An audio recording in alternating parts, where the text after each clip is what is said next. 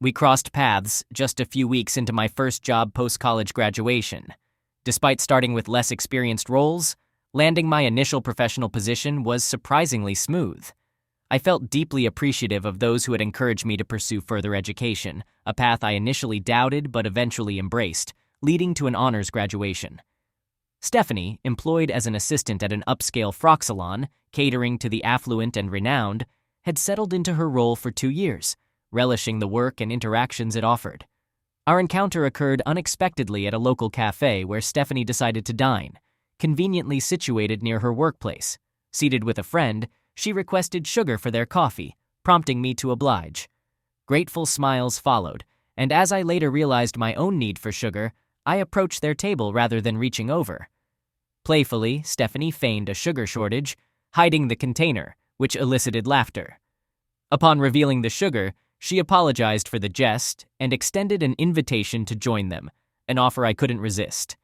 After introductions and light conversation about our workplaces, television preferences, and live shows, the girls bid farewell to return to their duties, expressing gratitude for the conversation.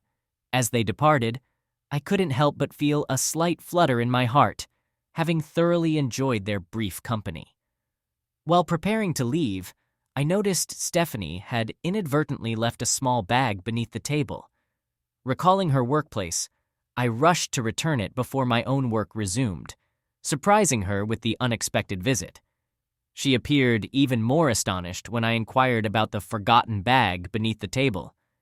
She admitted to being caught off guard and thanked me profusely, attributing the lapse to rare distractions. Returning the bag, I prepared to resume my tasks, but Stephanie halted me, expressing gratitude once more and proposing to buy me a drink after work. I graciously accepted, and we arranged to meet at a local bar.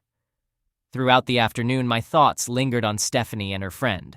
Though initially drawn to her friend, I soon realized my deeper interest lay with Stephanie.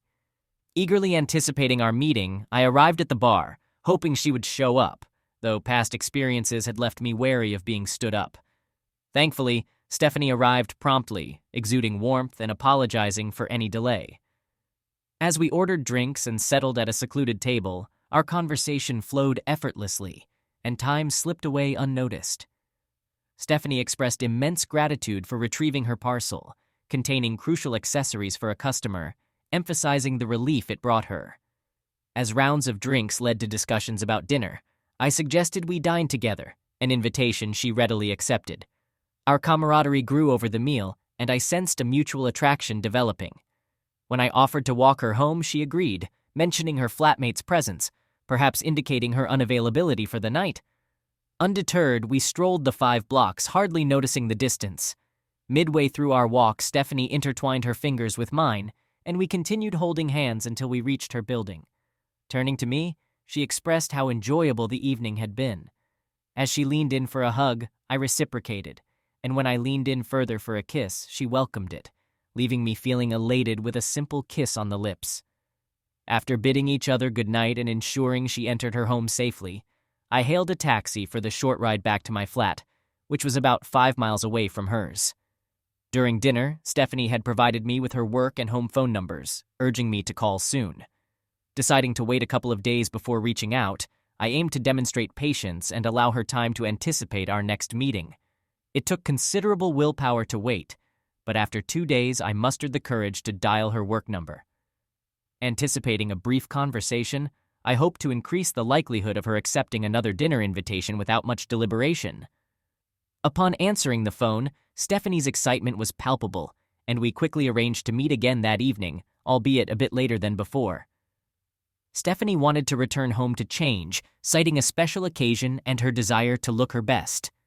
Taking this into consideration, I decided to head home in a taxi as well, intending to freshen up and make a favorable impression on Stephanie. We rendezvoused at the designated restaurant, with me arriving just a minute before Stephanie. She looked stunning, clearly putting in effort to enhance her appearance, and it paid off remarkably. Adorned in a chic black cocktail dress, slightly above the knees with a modest neckline supported by thin straps, she exuded elegance. Her heels accentuated her legs, and her professionally styled hair added to her allure. I couldn't help but admire her beauty and wondered about the reason behind her meticulous preparation. I too felt confident in my smart casual attire, complementing her attire perfectly. Escorting us to a secluded table, we glanced over the menus, exchanging furtive glances like mischievous children. I complimented her on her appearance, eliciting a blush from her, indicating the effort she had invested in looking beautiful for our date. As we awaited our meals, we engaged in conversation, during which I learned that Stephanie had recently relocated to the city after spending most of her 24 years in the countryside. Her charming simplicity appealed to me, and she confessed to not having had a serious boyfriend despite receiving numerous invitations. She explained her reluctance, expressing a desire to only accept invitations from boys she genuinely liked and could envision spending her life with. It dawned on me that she must have perceived me as someone she could envision a future with. While I had dated others casually in the past, I had never delved into anything serious or intimate, and it seemed Stephanie shared a similar disposition, suggesting she might be a virgin, a realization I found myself sharing as well. I started pondering whether it was plausible for two individuals aged 25 and 26 to still be virgins in today's era. Our conversation flowed uninterrupted, and before we knew it, the restaurant was closing. Time had flown by as we found ourselves engrossed in each other's company. Sensing the opportunity, I proposed another date, and to my delight, Stephanie promptly agreed. It was evident that things were progressing between us. Since her apartment was nearby, we opted to walk again. This time, Stephanie intertwined her fingers with mine within a few steps, and soon after, I found myself wrapping my arm around her waist. My affection for her deepened with each passing moment. Upon arriving at her flat, Stephanie invited me in to meet her flatmate, Dell, who was awaiting her return. Dell greeted me warmly, and we hit it off immediately. As Stephanie prepared coffee in the kitchen, Dell took the chance to engage me in conversation, displaying her concern for Stephanie's well-being and ensuring my intentions were genuine. I reassured her, and she seemed satisfied with my responses. While Stephanie was out of earshot, Dell requested my work telephone number, expressing her desire to speak with me privately tomorrow regarding Stephanie. Although I found it peculiar, I obliged and discreetly handed her my number. The three of us conversed for about an hour until it was nearly 1 a.m. I apologized for the late hour, citing the need for a good night's rest to be productive at work the next day. Despite their amusement, they agreed it was time to part ways. Dell retired to her bedroom, and Stephanie bid me farewell with a goodnight kiss before I departed. She expressed her enjoyment of the evening and eagerly anticipated our next meeting. I had wisely scheduled the following day for our next date, giving us both time to anticipate it. After sharing several kisses, Stephanie bid me goodnight and I headed home, drifting into a deep sleep filled with thoughts of her. The following day, Dell called me at work, seeking a private conversation. I assured her of my availability in my private office. She wasted no time in questioning my intentions toward Stephanie, emphasizing that Stephanie deserved respect and genuine care. Her directness caught me off guard, but I quickly realized Dell's sincere concern for Stephanie's well-being. I assured Dell of my deep affection for Stephanie and my commitment to a serious long-term relationship if Stephanie reciprocated. Dell disclosed that Stephanie was deeply in love with me, which thrilled me. I expressed my reciprocal feelings and thanked Dell for her vigilance over Stephanie's happiness, promising to treat her with utmost respect. Feeling that Stephanie was the one for me, I acknowledged that our relationship required mutual effort. Dell, having known Stephanie since kindergarten, affirmed her trust in me and wished us well. She also mentioned her surprise that I hadn't attempted to be intimate with Stephanie the previous night, given the late hour. I explained that I respected Stephanie and was willing to wait for the right moment, to which Dell concurred, affirming my decision. The following 6 dates were delightful, and both of us sensed a genuine love growing between us. It was during our final date that we fully committed to each other, agreeing to pursue a long-term relationship. We continued to see each other regularly, deepening our connection, yet refraining from intimacy as Stephanie wished to wait, at least for the time being. After 6 months of consistent meetings, conversations, and some affectionate gestures, I proposed to Stephanie, and she accepted without hesitation. We set the wedding date for 6 months later. During the following 6 months, Stephanie introduced me to her parents and extended family, who warmly welcomed me into their fold, strengthening our bond. Stephanie was overjoyed by their acceptance, further solidifying our love. Similarly, I introduced Stephanie to my family, who embraced her with open arms. It seemed we both had supportive families, setting the stage for our wedding. Our wedding was intimate, attended by close family and a few friends. After the ceremony, we moved to the reception and enjoyed a wonderful meal with our loved ones. During the reception, Stephanie's bridesmaid, Dell, pulled me aside and expressed her excitement at witnessing how well I treated Stephanie. She mentioned that initially she had some concerns that I might have been solely driven by ambition in the relationship, aiming to take advantage of Stephanie. However, she hugged me warmly and expressed her appreciation for how I treated Stephanie. It was evident they shared a close bond, and although Dell had reservations about me coming between them, she ultimately accepted our relationship. Our first night together was magical. We intimately explored each other's bodies, making love for the first time. Despite the initial discomfort for Stephanie, the experience was worth the wait. During our honeymoon, although we visited several resorts, we spent most of our time consumed by our love for each other. It was a genuine connection. Upon returning from our honeymoon, we temporarily moved into my flat until we found a more neutral place to live. After some searching, we found a charming place of our own and began to settle into married life. Our sexual relationship was fulfilling, and recognizing our mutual inexperience, we even consulted a manual to enhance our intimacy, which proved beneficial. We maintained a close friendship with Dell, who concealed her longing for Stephanie. Our home was conveniently located near Dell's flat, allowing us to spend time together regularly. Eventually, Dell shared the news of her own romantic relationship, and we were genuinely happy for her. The first 2 years of our marriage were prosperous. Stephanie managed not only the shop where she had previously worked, but also a newly acquired business in another neighborhood. With the support of her former employer, we purchased a fashion shop, a decision that was met with enthusiasm and assistance from the previous owner. Stephanie was effectively juggling 2 jobs, including overseeing a shop where a young, highly skilled employee was performing admirably. However, a sudden dilemma arose. While lying in bed one evening after intimacy, Stephanie caught me off guard by expressing her desire to be intimate with another man. I was utterly bewildered by her statement, feeling as though I'd been struck by a heavy blow. I couldn't fathom what prompted Stephanie to make such a request. When I pressed her for an explanation, she attributed her newfound desire to the influence of the girl managing our store, who had been extolling the pleasures of intimacy with multiple partners. Colleen advised Stephanie to explore intimacy with someone else to understand what she might be missing. I couldn't fathom why Stephanie took Colleen's advice seriously. What did she expect would be different? Now, I had to figure out how to put a stop to this nonsensical conversation. Despite my efforts, Stephanie persisted in her desire to be with another man over the next month. I decided to talk to Colleen at her shop, hoping to change her mind and convince her to discourage Stephanie. When I spoke with Colleen, she was upset with me for questioning her advice to Stephanie. She bluntly expressed her enjoyment of diverse experiences and suggested that Stephanie should try being with another man just to understand the difference, not to leave me. I couldn't comprehend her reasoning, and I expressed my confusion, but it didn't make a difference.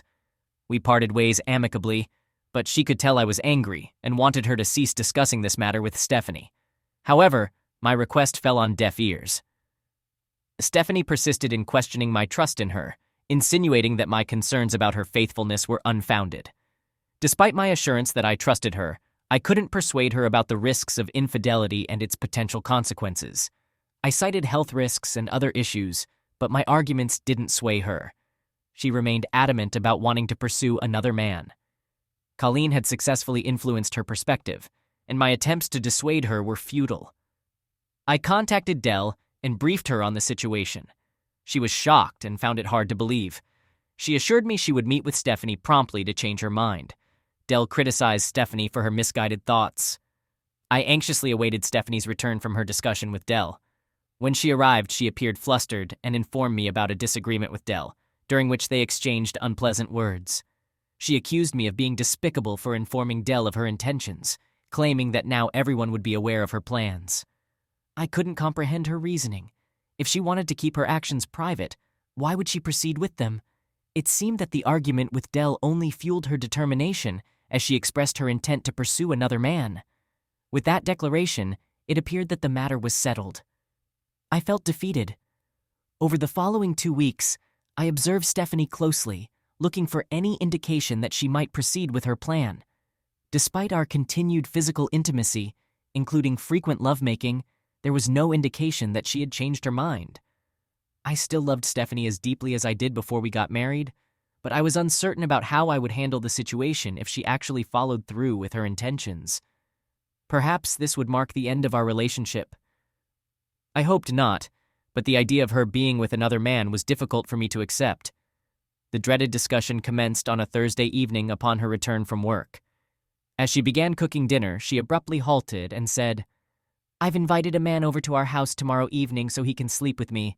I'm informing you beforehand so you can decide whether to witness it or leave, and I'll fill you in afterward. My decision is final, and nothing you say will sway me." I was devastated. I had assumed that if she went through with this absurd idea, she would at least choose a discreet location like a motel, rather than having someone come to our home. How could she do this? Surprisingly, she continued cooking, and we ate in silence, although she conversed about everything except the upcoming night. I was speechless, unable to find words, and had no appetite. After cleaning up and settling in front of the television, she sat beside me, rested her head on my shoulder, professed her love, and hoped I would understand and accept her decision. What a situation. She waited until the program ended, then took my hand and led me to the bedroom where we undressed for bed. After using the bathroom, we got ready to sleep. Stephanie approached me, expressing her love and desire for intimacy. I questioned how she expected me to feel knowing she planned to sleep with another man the next night. She explained it was a learning opportunity for her and reiterated her love for me. Despite my plea for reconsideration, she insisted on proceeding with her plan. Unable to sleep, I spent the night restless, pondering the events of the next evening. In the morning, I once again urged Stephanie to reconsider, but she remained firm. She mentioned leaving work early to prepare for the encounter and asked if I preferred to watch or leave. I struggled to decide throughout the night and still couldn't make up my mind. I didn't want to abandon her with a stranger, yet the thought of witnessing her with another man left me uncertain. I inquired about her preference, to which she responded, "Certainly, I'd prefer you to witness me with another man. I'd rather have you present and aware than be left in the dark. After all, I love you and want us to be together forever." It seemed the decision was final. I resigned myself to observing my beloved wife with another man. Curiously, I asked who the man was.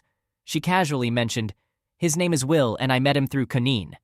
She claimed he had been her best lover, but she had since encountered many others equally satisfying.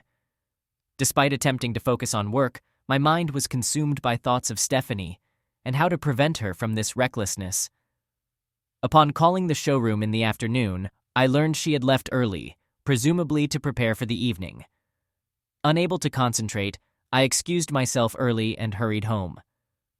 Upon entering, I didn't initially spot Stephanie and wondered if she was truly there. As I approached the bathroom, Stephanie emerged, fresh from the shower, seeking my opinion on her appearance. I've always admired Stephanie's stunning physique and expressed as much.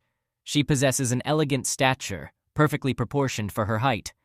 Though deeply enamored with Stephanie, doubts now plagued my mind about tomorrow. Once more, I implored her to abandon this foolish notion, yet she remained resolute, insisting on proceeding regardless.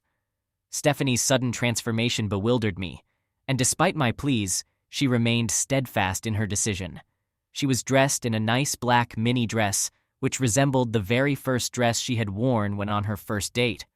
I asked Stephanie if she realized I would probably leave her if she went ahead with her silly idea, but she said she didn't think I would be that silly. Well, I would, sure. At precisely 7 p.m., the doorbell rang, and it was easy to see Stephanie was becoming very excited, and I could see a slight twitch in her face as she turned to look at me. She opened the door, and in stepped a man, handsome and well-presented, but a big man just the same. They nervously introduced each other and shook hands. I thought that was an absolute irony to think they would introduce themselves by shaking hands and then go ahead and duck each other. Stephanie tried to introduce Will to me, and out of politeness only. I nodded to him, but then told him in no uncertain manner that I thought what he was doing was totally wrong and he should leave immediately. The tension in the air was palpable as Stephanie introduced Will to me, her voice laced with an excitement that stung deeper than any betrayal I had ever known. My nod to Will was nothing more than a formality, a veneer of civility that barely concealed the storm raging within me. The irony of their formal introduction, juxtaposed against the backdrop of the imminent betrayal, was not lost on me. It was a cruel mockery of the vows we once shared, a stark reminder of how far we had strayed from the love that once bound us. As I voiced my disdain for Will's actions, urging him to leave, I caught a glimpse of Stephanie's face, a mix of surprise and defiance. It was then that a plan began to form in my mind, a strategy born not out of a desire to salvage what was left of our marriage, but to ensure that justice, in some form, would be served. My heart, once filled with love for this woman, now harbored only a desire for retribution. Actually, I found myself saying, my voice eerily calm amid the chaos of my emotions, let's see how this plays out. My words were a ruse, a strategic deception designed to catch Stephanie and her paramour off guard. I feigned a twisted curiosity, suggesting that perhaps I could understand her perspective if I witnessed their transgression firsthand. The suggestion seemed to ease the tension momentarily, Stephanie's eyes lighting up with what I perceived as relief. Perhaps she believed that her actions could somehow be justified, that in my witnessing of her betrayal, I would find a semblance of acceptance. How wrong she was. As they retreated to the bedroom, their laughter and murmured assurances trailing behind them, I set my plan into motion. The act of setting up the camera was methodical, each movement deliberate. I chose a spot that offered an unobstructed view of the bed, the very heart of their impending deceit. The camera, hidden from view, was my silent accomplice, a testament to the lengths I was willing to go to expose the truth. This wasn't just about gathering evidence for the court. It was about vindicating the trust I had placed in Stephanie, a trust she so callously discarded. The red light of the camera blinked on, a silent observer to the scene that was about to unfold. I felt a cold detachment as I activated the recording, the finality of my actions sinking in. This was it, the point of no return. My role in this sordid affair was now that of a director, orchestrating the final act of a tragedy that had begun the moment Stephanie chose to betray our marriage. The anger within me was a living, breathing entity, feeding on each second of footage that I captured. It was not just the end of our marriage that I was recording, but the end of the person I once was, a man who believed in love and fidelity. The lens captured every moment, every betrayal, and as it did, the sweet thought of revenge began to crystallize in my mind. This footage was not merely evidence. It was my weapon, my means to ensure that the world saw Stephanie for who she truly was. Once I had recorded enough to shatter any facade of innocence she might claim, I turned off the camera. My hands were steady now, the initial tremor replaced by a cold resolve. It was time to act, to turn my back on this chapter of my life forever. I began to pack my belongings, each item a memory, a shard of the life we had built together. The process was mechanical, void of the sentimentality that might have once accompanied such a task. In that moment, I was not a man lost in the throes of heartbreak. I was an avenger, sealing the fate of the woman who had wronged me. With my belongings packed, a plan took shape in my mind, a final act of defiance that would mark the end of our marriage. I filled a large bucket with water, its weight a minor burden compared to the weight of my shattered dreams. As I approached the bedroom, the sound of their laughter pierced through the air, a mocking reminder of my pain. I flung the door open with a force that mirrored the turmoil within me. The water cascaded from the bucket like a torrential downpour, drenching Stephanie and her lover in their illicit embrace. The shock on their faces was a sight I would never forget, a mixture of horror, disbelief, and guilt. For a moment I savored the sight, the tangible evidence of my vengeance.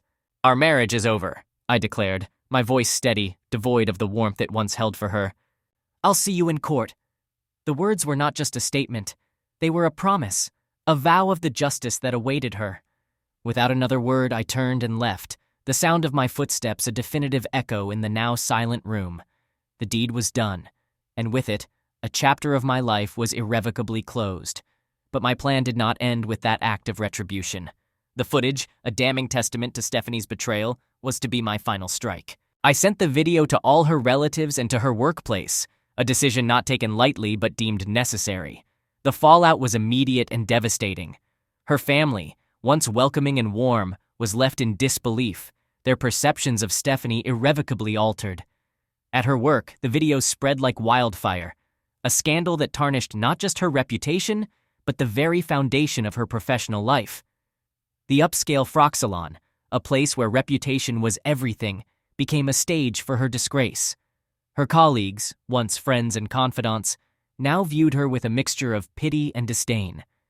The divorce court was like something out of a TV drama, except this was all too real.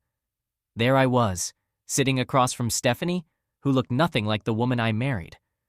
The evidence was damning, and as each piece was laid bare for the judge, I could see the realization dawn on Stephanie's face that there was no coming back from this. Her lawyer tried to argue, tried to salvage some dignity for her, but the footage spoke louder than any words could. It wasn't just about the infidelity, it was the breach of trust, the deceit, the way she had so carelessly thrown away what we had built together. Her relatives were shocked, to say the least. Her mom, who had always treated me like a son, couldn't look me in the eye. Her dad, a stoic man, shook his head in disbelief every time a new piece of evidence was presented. It was clear they were not just disappointed in her actions, but deeply hurt by the betrayal of family values they held dear. And then there was her job. Stephanie had worked so hard to build her career at Frock Salon, a company that prided itself on integrity and professionalism. When the video made its rounds, the fallout was immediate. She was put on administrative leave pending an investigation, and though the details were kept hush-hush, everyone knew. The whispers in the hallways, the averted gazes, the sudden vacancy on the leadership board where her picture had hung proudly, it was the end of her career as she knew it. In the months that followed, Stephanie tried to reach out. She showed up at places she knew I'd be, a shadow of her former self. Her eyes filled with remorse. She sent texts, emails, letters, apologizing, pleading for a chance to explain, to make things right. She said she realized too late that I was her true love, that she had made the biggest mistake of her life. But it was too late for apologies. The damage was done. My heart had hardened to her pleas, the trust irreparably broken. I couldn't find it in me to forgive her, not after everything that had happened. I started anew, a life without Stephanie, focusing on healing and moving forward. I found solace in hobbies I had neglected, reconnected with old friends, and even started dating again, cautiously this time. I learned to trust, to love, but the scars remained, a constant reminder of the cost of betrayal. As for Stephanie, last I heard, she moved away, a bid to start over in a place where her past wouldn't haunt her every step. I hope she finds peace, learns from her mistakes, and maybe, just maybe, finds happiness again. But as for me, I've closed that chapter of my life, grateful for the lessons it taught me and the strength I found in its aftermath.